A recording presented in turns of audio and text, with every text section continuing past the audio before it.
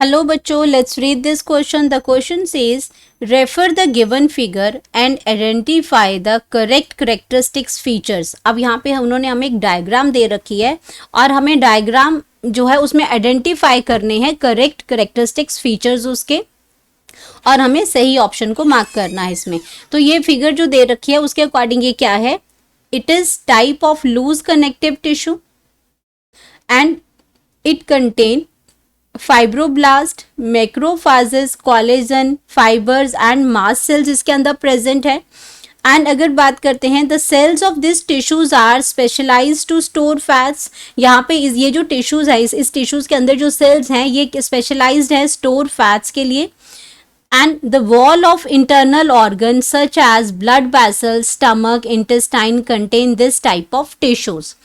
तो हमें ये 4 स्टेटमेंट्स दे रखी हैं और हमें बताना है कि ये 4 स्टेटमेंट से कौन से करेक्ट स्टेटमेंट हैं जो इस पर्टिकुलर फिगर से रिलेटेड हैं। तो हमें इसमें से नीचे ऑप्शन दे रखे हैं, हमें करेक्ट ऑप्शन हमें बताना है।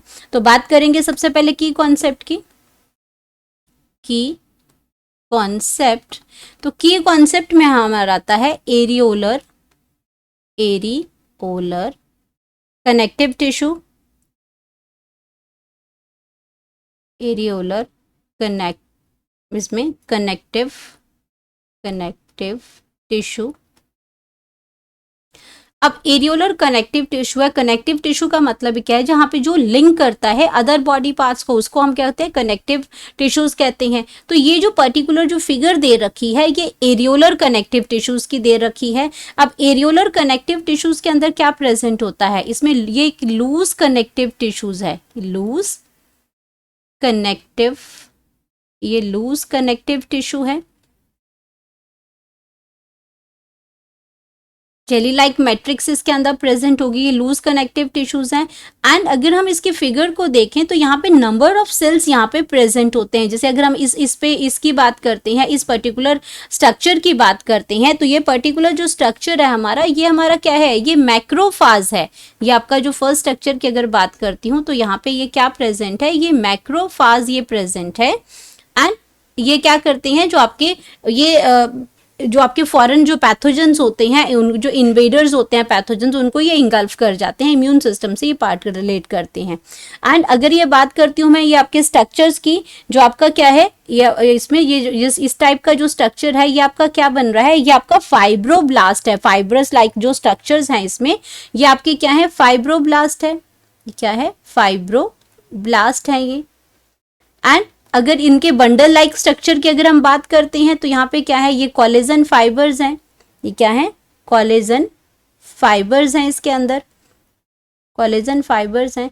एंड अगर हम इस स्ट्रक्चर की बात करते हैं तो ये आपके क्या है? ये आपके मास्ट सेल हैं। ये क्या है? मास्ट सेल है।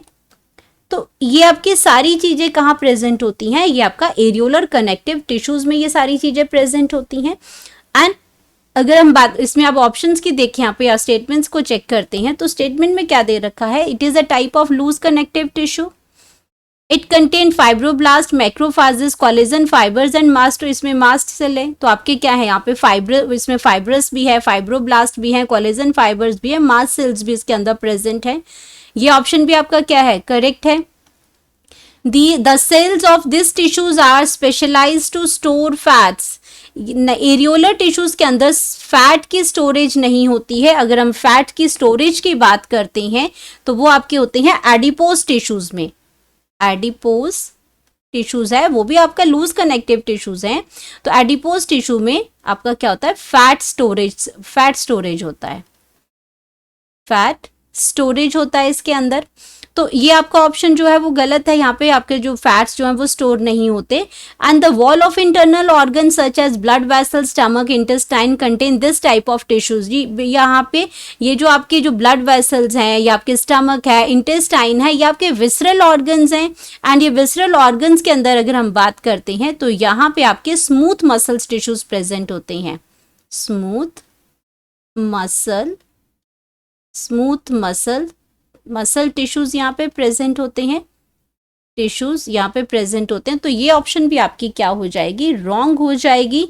तो हमारे पास सिर्फ 2 ही स्टेटमेंट करेक्ट है regarding this picture, this areolar connective tissues के रिगार्डिंग सिर्फ 2 ही स्टेटमेंट करेक्ट हैं, तो हमारे पास ऑप्शन ए आ जाएगा।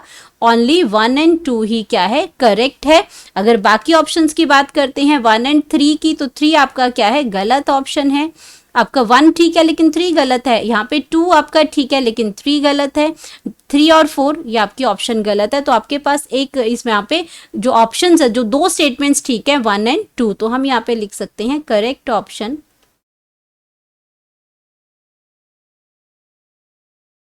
तो करेक्ट ऑप्शन हमारे पास यहाँ पे आ जाएगी ऑप्शन ए, 1 एंड 2।